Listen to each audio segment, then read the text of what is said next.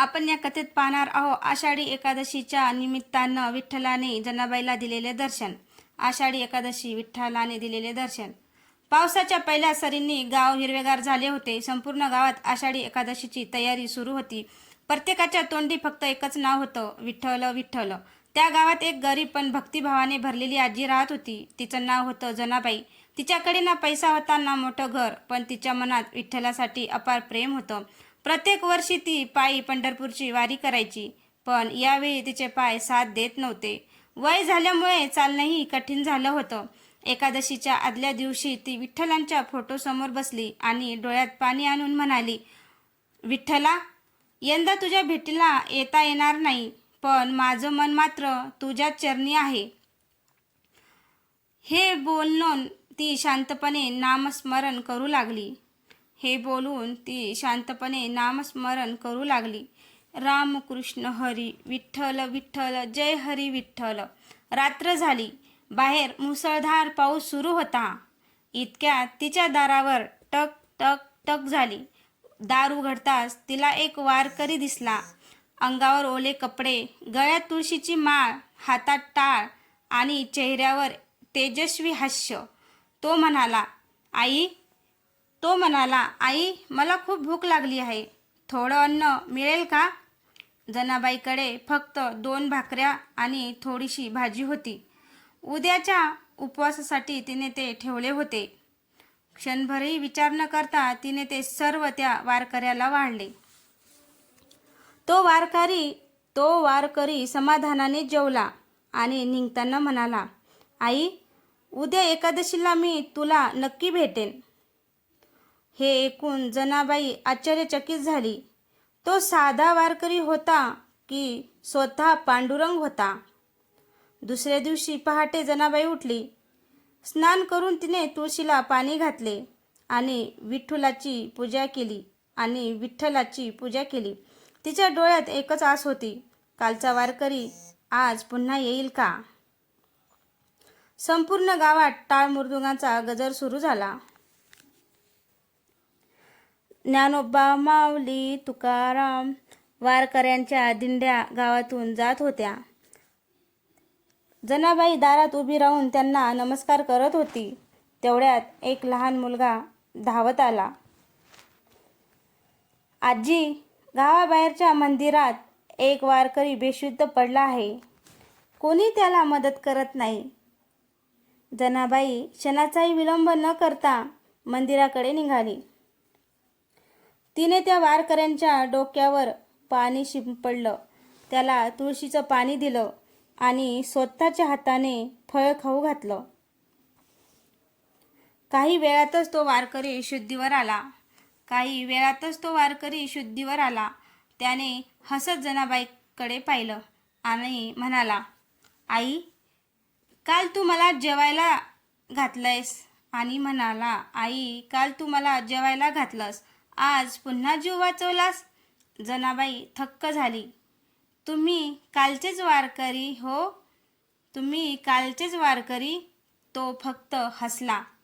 अचानक मंदिरात घंटानाद सुरू झाला. संपूर्ण वातावरण सुगंधाने भरून गेलं.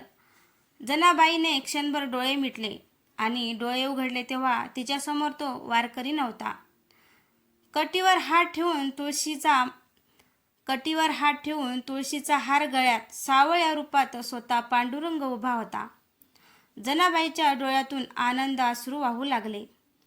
ती थरथरत्या आवाजात म्हणाली, विठ्ठला, खरंच तू माझ्या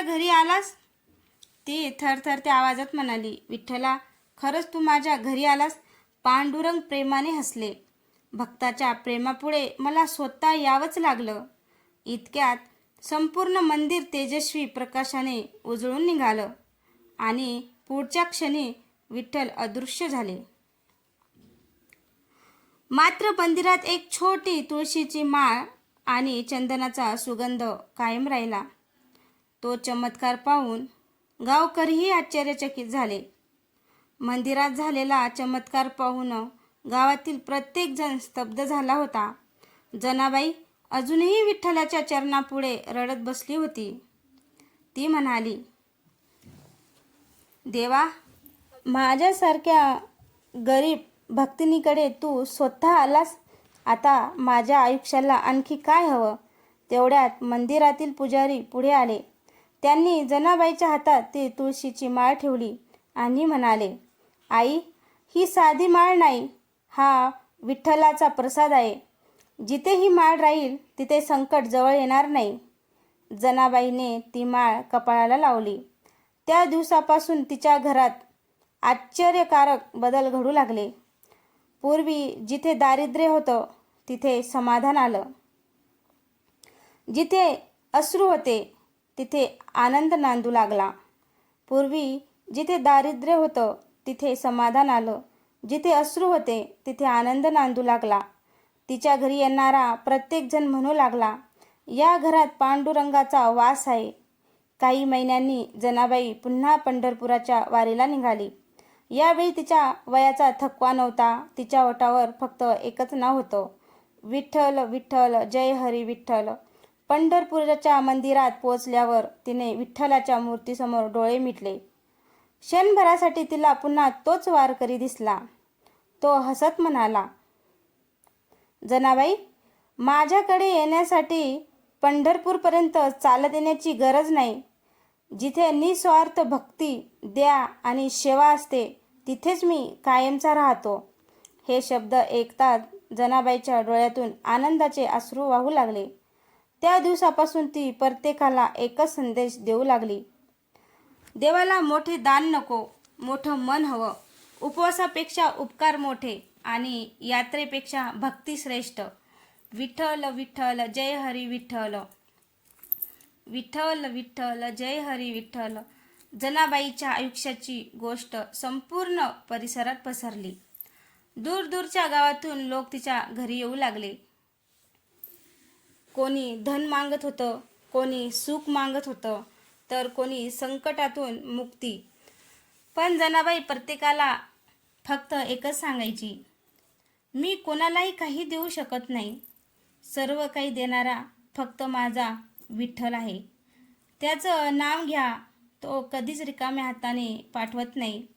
एक दिवस गावात मोठा दुष्काळ पडला. विहिरी कोरड्या पडल्या, शेती जळून गेली आणि लोक निराश झाले. सगळे जनाबाईकडे आले. ती म्हणाली, चला आपण सर्वजण विठ्ठलाचं नाव घेऊ, श्रद्धेने प्रार्थना करू. संपूर्ण गाव मंदिरात जमलं. टाळ, मृदुंग आणि अभंगाचा गजर सुरू झाला. ज्ञानोबा माऊली तुकाराम, विठ्ठल विठ्ठल, जय हरी विठ्ठल. अचानक काळे ढग दाटून आले. विजा चमकल्या आणि काही क्षणातच मुसळधार पाऊस सुरू झाला. गावकऱ्यांच्या डोळ्यात आनंदाचे अश्रू आले. सर्वांनी विठ्ठलाचा जयघोष केला. जनाबाई मात्र शांतपणे मंदिराच्या कोपऱ्यात उभी होती. ती हसून म्हणाली, हा माझा चमत्कार नाही, ही विठ्ठलावर ठेवलेल्या अढळ श्रद्धेची शक्ती आहे. त्या दिवसापासून गावात दरवर्षी आषाढी एकादशीला अखंड हरिनाम सप्ताह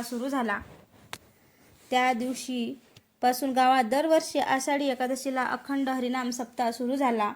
आजही त्या गावात एक म्हण सांगितली जाते, जिथे विठ्ठलाचं नाव तिथे सुखाचा धाम. जिथे विठ्ठलाचं नाम तिथे सुखाचा धाम. पांडुरंग हरी, विठ्ठल हरी. आषाढी एकादशीच्या दुसऱ्या दिवशी जनाबाई नेहमीप्रमाणे मंदिरात गेली. मंदिरात एक श्रीमंत व्यापारी रडत बसला होता. जनाबाईने विचारलं, बाळा, एवढा का रडतोस? व्यापारी म्हणाला, आई, माझ्याकडे भरपूर पैसा आहे, मोठं घर आहे, पण मनाला शांती नाही. कितीही पूजा केली तरी समाधान मिळत नाही. जनाबाई हसली आणि म्हणाली, विठ्ठलाला सोनं चांदी नको, त्याला प्रेम आणि सेवा हवी. तेवढ्यात मंदिराबाहेर एक वृद्ध वारकरी तहानेने व्याकुळ झाला होता. व्यापाऱ्याने त्याच्याकडे दुर्लक्ष केलं, पण जनाबाईने स्वतःच्या हाताने त्याला पाणी दिलं, भाकरी दिली आणि प्रेमानं बसवलं. वृद्ध वारकऱ्याच्या डोळ्यात आनंदाचे अश्रू आले. तो म्हणाला, आई, आज तू पुन्हा मला ओळखलंस. क्षणात त्याच्या चेहऱ्यावर तेज पसरलं. जनाबाईला समजलं तो पुन्हा एकदा स्वतः पांडुरंगच होता. व्यापारी हे दृश्य पाहून थक्क झाला. तो जनाबाईच्या पायाशी बसला आणि म्हणाला, आई, आज मला समजलं, देव मंदिरात नाही, तो प्रत्येक गरजू माणसात आहे. जनाबाई म्हणाली, भुकेल्याला अन्न, तहानलेल्याला पाणी आणि दुःखी माणसाला आधार देणं हीच खरी विठ्ठलाची पूजा आहे. त्या दिवसापासून व्यापाराने आपल्या संपत्तीचा मोठा भाग गरिबांच्या सेवेसाठी अर्पण केला. गावात आनंद, प्रेम आणि भक्तीचा सुगंध दरवळू लागला. आषाढी एकादशीला आजही त्या गावात एकच जयघोष घुमतो. पुंडलिक वरदा हरी विठ्ठल, श्री ज्ञानदेव तुकाराम, पांडुरंग हरी विठ्ठल हरी. एकादशी संपली होती, पण गावात अजूनही विठ्ठलाच्या नामाचा गजर सुरू होता. जनाबाई रोजप्रमाणे मंदिरात जाऊ लागली. जनाबाई रोजप्रमाणे मंदिरात जाऊन दिवा लावत होती. तेवढ्यात एक तरुण तिच्याकडे आला. त्याच्या डोळ्यात निराशा होती. तो म्हणाला, आई, मी खूप प्रयत्न केले, शेती गेली, व्यवसाय बंद पडला, आता जगण्याचीही इच्छा उरली नाही. जनाबाईने त्याचा हात हातात घेतला आणि शांतपणे म्हणाली, बाळा, संकट हे कायमचं नसतं, पण श्रद्धा कायमची असली पाहिजे. विठ्ठल कधीच आपल्या भक्ताला एकटं सोडत नाही. तिने त्या तरुणाला विठ्ठलाच्या चरणी बसवलं. दोघे मिळून नामस्मरण करू लागले. श्रीरामकृष्ण हरी, विठ्ठल विठ्ठल, जय हरी विठ्ठल. त्या क्षणी मंदिरात एक वृद्ध वारकरी आला. त्याने त्या तरुणाच्या हातावर तुळशीचं एक पान ठेवलं आणि म्हणाला, हे जपून ठेव, उद्याचा सूर्य तुझ्यासाठी नवी आशा घेऊन उगवेल. असं बोलून तो वारकरी निघून गेला. दुसऱ्या दिवशी सकाळी गावातील एका मोठ्या शेतकऱ्याला मेहनती माणसाची गरज होती. त्याने त्या तरुणाला काम दिलं. काही महिन्यातच त्याने मेहनतीच्या जोरावर स्वतःची शेती पुन्हा उभी केली. तो धावत जनाबाईकडे आला आणि म्हणाला, आई, त्या वारकऱ्याला मी शोधत आहे, त्याचे आभार मानायचे आहेत. जनाबाई मंद हसली. बाळा, तो साधा वारकरी नव्हता, तुझ्या श्रद्धेची परीक्षा घेण्यासाठी आलेला माझा विठ्ठल होता. तरुणांच्या डोळ्यात आनंदाचे अश्रू आले. त्याने विठ्ठलाच्या चरणी मस्तक टेकवलं आणि म्हणाला, देवा, आता सुखातही तुझं नाम घेईन आणि दुःखातही तुझ्यावरचाच विश्वास कधी सोडणार नाही. त्या दिवसापासून त्या गावात प्रत्येक आषाढी एकादशीला अन्नदान, नामस्मरण आणि वारकऱ्यांची सेवा करण्याची परंपरा सुरू झाली. आषाढ महिना संपत आला होता, पण जनाबाईच्या घरातून अजूनही हरिनामाचा गजर थांबत नव्हता. एका संध्याकाळी एक लहान मुलगा तिच्याकडे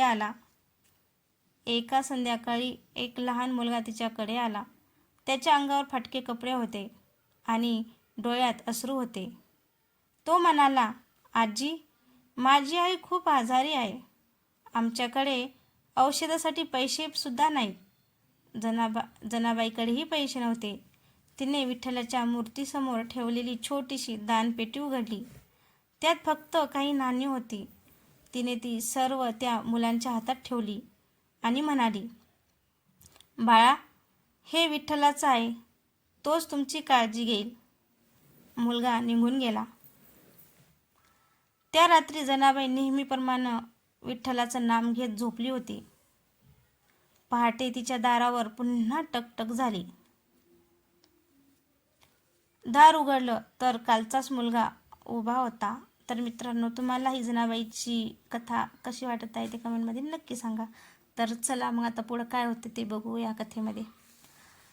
दार उघडलं तर कालचाच मुलगा उभा होता. त्याच्या चेहऱ्यावर आनंद ओसळून वाहत होता. तो म्हणाला, आजी, आई आता बरी आहे. गावातील वैद्यांनी औषध दिलं आणि एका अनोळखी वारकऱ्याने सगळा खर्च भरला. जनाबाईच्या डोळ्यात आनंदाचे अश्रू आले. ती शांतपणे मंदिरात गेली. विठ्ठलाच्या चरणी नतमस्तक होत ती म्हणाली, देवा, देणारा तू, आपण तर फक्त निमित्त आहे. तेवढ्यात मंदिरातील घंटा आपोआप वाजू लागली. मंदिराची घंटा आपोआप वाजू लागली. संपूर्ण मंदिरात चंदनाचा सुगंध दरवळला. पुजारी म्हणाले, जिथे निस्वार्थ सेवा असते तिथे विठ्ठल स्वतः वास करतो. त्या दिवसापासून गावात प्रत्येक आषाढी एकादशीला गरिबांना अन्नदान, वस्त्रदान आणि हरिनाम सप्ताह सुरू झाला. जनाबाईचा एकच संदेश होता, विठ्ठलाची खरी पूजा म्हणजे गरजूंची सेवा, मनापासून केलेली भक्ती आणि सतत नामस्मरण. पुंडलिका वरदा हरी विठ्ठल, श्री ज्ञानदेव तुकाराम, पांडुरंग हरी विठ्ठल हरी. आषाढी एकादशीला काही महिने उलटले होते. एक दिवस जनाबाई मंदिरात बसून विठ्ठलाचं नाव घेत होती. तेवढ्यात पंढरपूरहून आलेला एक वृद्ध वारकरी तिच्यासमोर थांबला. त्याने जनाबाईला नमस्कार केला आणि म्हणाला, आई, काल रात्री मला स्वप्नात पांडुरंगाने सांगितलं, माझी एक खरी भक्त गावात राहते, तिची भेट घेऊन ये. हे ऐकून जनाबाईच्या डोळ्यात पाणी आलं. ती म्हणाली, मी कोण मोठी भक्त नाही, मी फक्त माझ्या विठ्ठलावर प्रेम करते. मी कोणती मोठी भक्त नाही, मी फक्त माझ्या विठ्ठलावर प्रेम करते. वृद्ध वारकरी हसला. देवाला मोठेपणा नको असतो, त्याला निरागस मन हवं असतं. त्याचवेळी मंदिरात एक श्रीमंत जमीनदार आला. तो म्हणाला, माझ्याकडे सर्व काही आहे, पण माझ्या घरात कायम भांडण आणि अशांती आहे. मला मार्ग दाखवा. जनाबाईने शांतपणे उत्तर दिलं, आजपासून रोज घरात एक दिवा लावा. सर्वांनी मिळून 5 मिनिटं विठ्ठल विठ्ठल म्हणा आणि आठवड्यातून एकदा एखाद्या गरजूला अन्न द्या. देव आपोआप तुमच्या घरी येईल. जमीनदाराने तिचा सल्ला मनापासून मानला. काही महिन्याने तो पुन्हा आला. यावेळी त्याच्या चेहऱ्यावर समाधान होतं. तो म्हणाला, आई, आमच्या घरात आता प्रेम आहे, शांतता आहे. मला समजलं की देवाला महागडे दागिने नाही, तर प्रेमाने जोडलेले कुटुंब आवडतं. जनाबाईने विठ्ठलाच्या मूर्तीकडे पाहत हात जोडले. त्या क्षणी मंदिरातील घंटा वाजल्या आणि एक मंद सुगंध दरवळला. सर्व वारकरी एकमुखाने गाऊ लागले, सुंदर ते ध्यान उभे विठेवरी, करकटावरी ठेवून या. सुंदर ते ध्यान उभे विठेवरी, करकटावरी ठेवून या. जनाबाईच्या चेहऱ्यावर समाधानाचं हास्य उमटलं. तिला जाणवलं, जिथं प्रेम, सेवा आणि नामस्मरण असतं तिथेच विठ्ठल कायमचा वास करतो. एके दिवशी जनाबाई पंढरपूरच्या चंद्रभागा नदीच्या तीरावर बसून विठ्ठलाचं नाव घेत होती. तेवढ्यात एक लहान मुलगा तिच्याजवळ आला. तो म्हणाला, आजी, मला विठ्ठल कुठे भेटेल? मी दिवसभर शोधतोय, पण तो दिसतच नाही. जनाबाई प्रेमाने हसली. ती म्हणाली,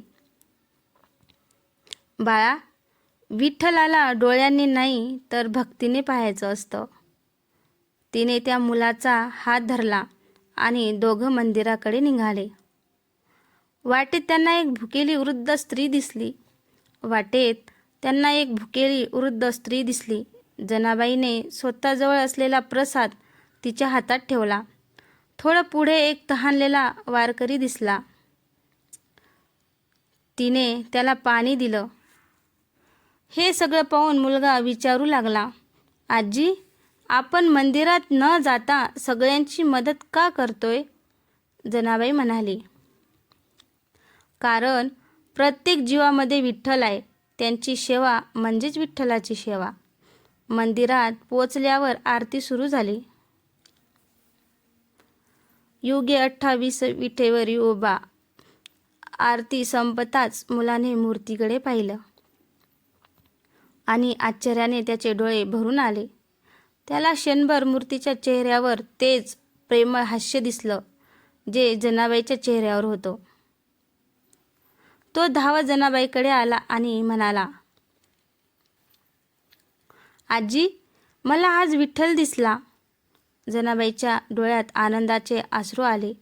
ती म्हणाली, बाळा, ज्या दिवशी तुझ्या मनात दया, प्रेम आणि श्रद्धा जागी झाली त्या दिवशी विठ्ठलाने तुला दर्शन दिलं. त्या दिवशी संपूर्ण पंढरपुरात एकच गजर घुमत होता. पुंडलिक वरदा हरी विठ्ठल, श्री ज्ञानदेव तुकाराम, विठ्ठल विठ्ठल विठ्ठल विठ्ठल. आषाढी वारी संपली होती. वारकरी आपापल्या गावाकडे परतले होते. पण त्यांच्या ओठावर अजूनही एकच नाव होतं, विठ्ठल विठ्ठल, जय हरी विठ्ठल. जनाबाई मंदिरात दिवा लावत होती. तेवढ्यात मंदिराचे पुजारी तिच्याजवळ आले. ते म्हणाले, आई, आज रात्री मंदिरात अखंड हरिनाम सप्ताहाची सांगता आहे. आई, आज रात्री मंदिरात अखंड हरिनाम सप्ताह सांगता आहे. तू नक्की ये.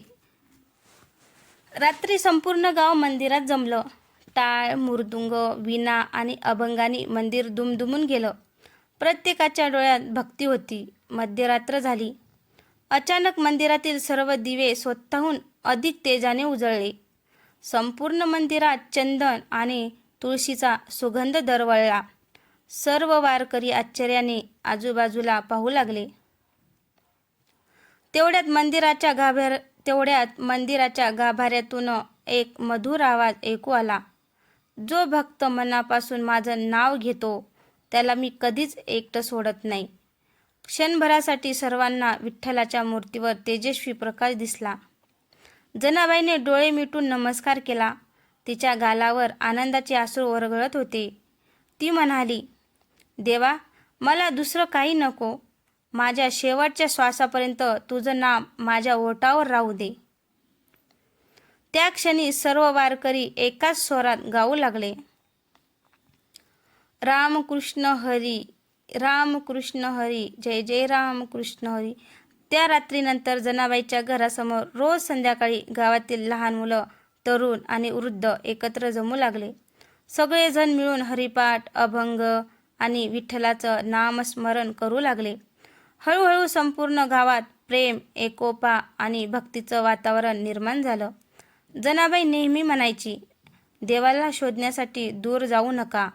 मन शुद्ध ठेवा, गरजूंना मदत करा आणि विठ्ठलाचं नाव घ्या. तो तुमच्या हृदयातच आहे. दुसऱ्या वर्षी आषाढी एकादशी जवळ आली. गावात पुन्हा एकदा वारीची तयारी सुरू झाली होती.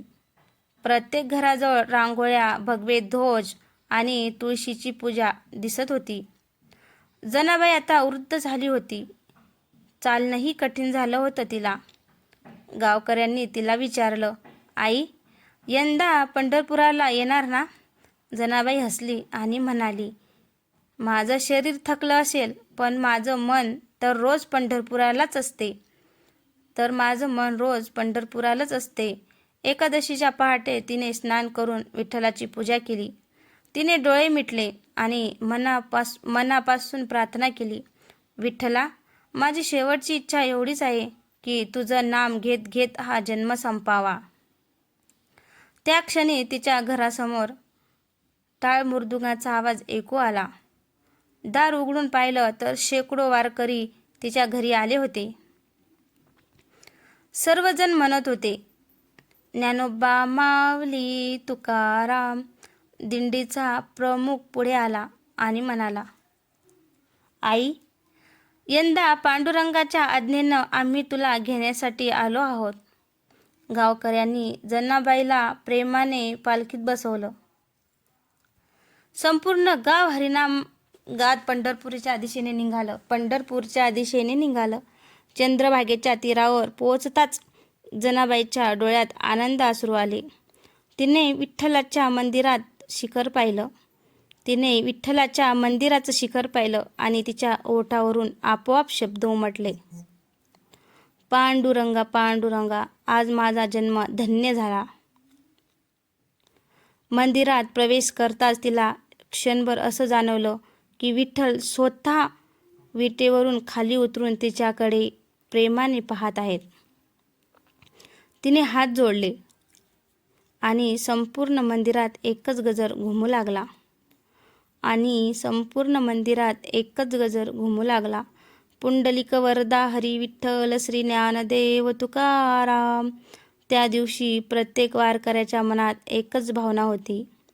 ज्याच्या मनात श्रद्धा असते त्यालाच विठ्ठलाचं खरं दर्शन होतं. पंढरपूरच्या मंदिरात दर्शन घेतल्यानंतर जनाबाई मंदिराच्या एका कोपऱ्यात शांत बसली होती. तिच्या चेहऱ्यावर विलक्षण तेज होतं. तेवढ्यात एक तरुण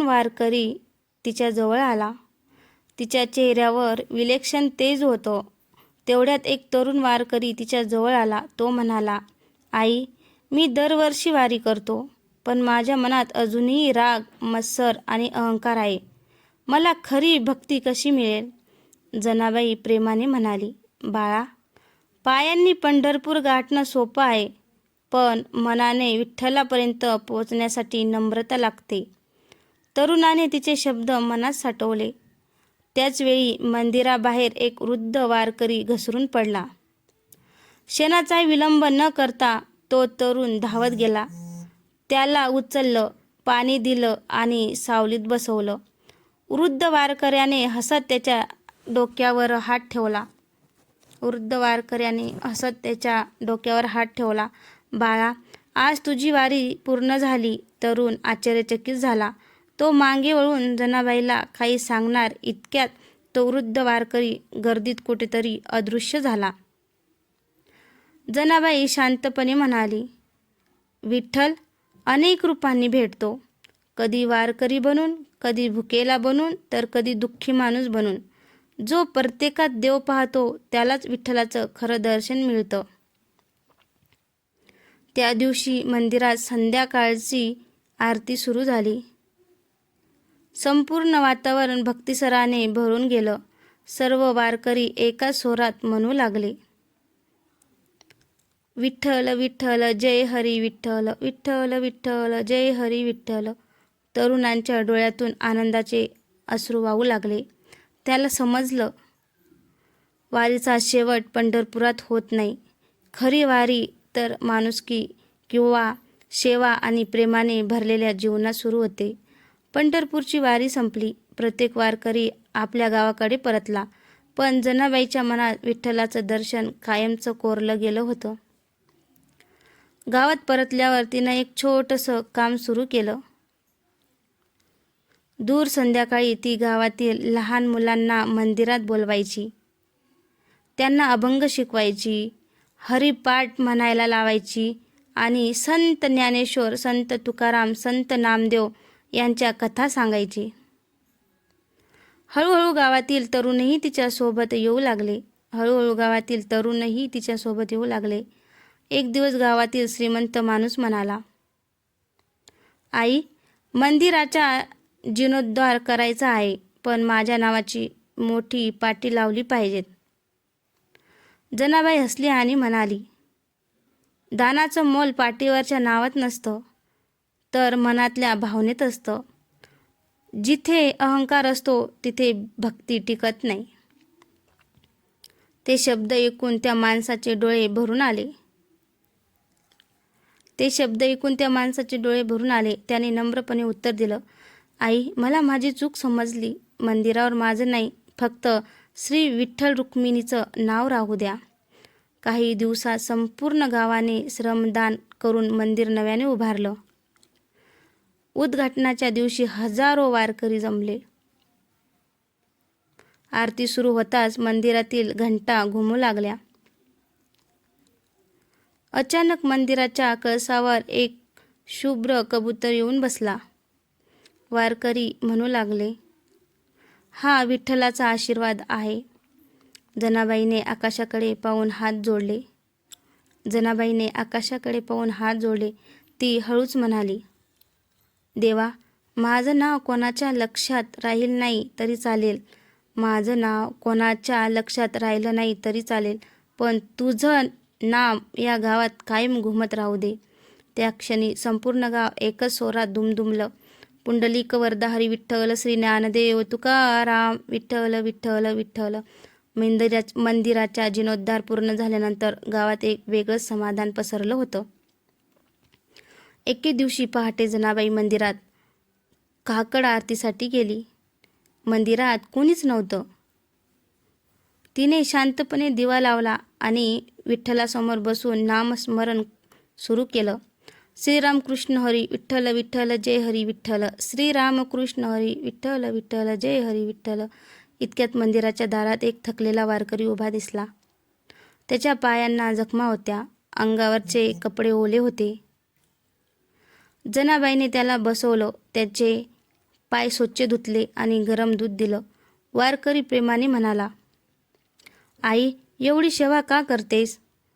जनाबाई हसून म्हणाली, तुम्ही सर्व वारकरी म्हणजे माझ्या विठ्ठलाचेच रूप आहात. वारकरी काही क्षण शांत राहिला. नंतर त्याने आपल्या झोळीतून एक छोटी तुळशीची माळ काढली आणि जनाबाईच्या हातात ठेवली. तो म्हणाला, ही माळ नेहमी जवळ ठेव. संकट आलं की विठ्ठल तुझ्या पाठीशी उभा राहील. हे बोलून तो बाहेर निघाला. जनाबाईही त्याच्या मागे गेली. पण मंदिराबाहेर कुणीच नव्हतं. चारही बाजूंना शांतता होती. चारही बाजूंना शांतता होती. तेवढ्यात मंदिरातील घंटा आपोआप वाजू लागल्या. गाभाऱ्यातून मंद सुगंध दरवळला. जनाबाईने तुळशीची माळ कपाळाला लावली. तिच्या डोळ्यात आनंदाचे अश्रू आले. ती म्हणाली, विठ्ठला, तू पुन्हा आलास? माझी परीक्षा घेत होतास, नाही का? त्या दिवसापासून ती तुळशीची माळ गावासाठी श्रद्धेचं प्रतीक बनली होती. दूरदूरचे वारकरी त्या माळीचं दर्शन घेण्यासाठी येऊ लागले आणि प्रत्येकाच्या ओठ्यावर एकच गजर घुमू लागला. पुंडलिक वरदा हरी विठ्ठल, श्री ज्ञानदेव तुकाराम, विठ्ठल विठ्ठल जय हरी विठ्ठल. जनाबाईकडे असलेल्या त्या तुळशीच्या माळेची कीर्ती आता दूरवर पसरली होती. पण जनाबाई कधी तिचा चमत्कार म्हणून उल्लेख करत नसे. ती नेहमी म्हणायची, चमत्कार माळेत नाही, श्रद्धेत असतो. एक दिवस गावात एक गर्विष्ठ पंडित आला. तो म्हणाला, मी अनेक शास्त्राचा अभ्यास केला आहे, पण लोक एका साध्या म्हाताऱ्या स्त्रीला इतका मान का देतात? गावकरी त्याला जनाबाईकडे घेऊन गेले. जनाबाईने त्याचं नम्रपणे स्वागत केलं. पंडित म्हणाला, तुम्ही इतक्या मोठ्या भक्त असाल तर मला विठ्ठलाचं दर्शन घडवा. जनाबाई हसली. दर्शन मी घडवू शकत नाही, पण मन शुद्ध असेल तर विठ्ठल स्वतः दर्शन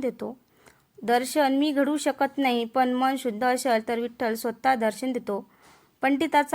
पंडिताला तिचं उत्तर आवडलं नाही. तो मंदिरात जाऊन बसला आणि मनातच म्हणाला, आज पाहूया विठ्ठल खरंच येतो का. संपूर्ण दिवस गेला, काहीच घडलं नाही. संध्याकाळी मंदिराच्या पायऱ्यावर एक वृद्ध वारकरी पडला. लोक दर्शनासाठी पुढे जात राहिले, पण जनाबाई धावत गेली. तिने त्याला उचललं, पाणी दिलं आणि प्रेमाने आधार दिला. हे पाहून पंडितही तिच्या मदतीला धावला. त्याने प्रथमच कोणत्याही अपेक्षेशिवाय सेवा केली. त्या क्षणी त्या वृद्ध वारकऱ्याच्या चेहऱ्यावर तेज पसरलं. तो म्हणाला, आज तुझ्या ज्ञानाला भक्तीची जोड मिळाली. क्षणात तो वारकरी अदृश्य झाला. पंडिताच्या डोळ्यात अश्रू आले. तो जनाबाईच्या चरणी वाकला आणि म्हणाला, आई, आज मला समजलं, देव पुस्तकात सापडत नाही, तो सेवेत आणि नम्रतेत भेटतो. आई, आज मला समजलं, देव पुस्तकात सापडत नाही, तो सेवेत आणि नम्रतेत भेटतो. जनाबाईने त्याला उठवलं आणि म्हणाली, ज्ञानाने अहंकार वाढू नये, तर प्रेम वाढलं पाहिजेत. तेव्हाच विठ्ठल आपल्या हृदयात कायमचा वास करतो. त्या दिवसापासून तो पंडितही प्रत्येक आषाढी एकादशीला पायी वारी करू लागला आणि प्रत्येक गरजू वारकऱ्यांची सेवा करू लागला. तर मित्रांनो, तुम्हाला जनाबाईची कथा कशी वाटली? कथा आवडल्यास लाईक, कमेंट, शेअर करायला विसरू नका. तसेच चॅनलवर कोण नवीन असेल तर चॅनलला सबस्क्राईब करा. भेटूया परत अशाच एका नवीन कथेसोबत. धन्यवाद.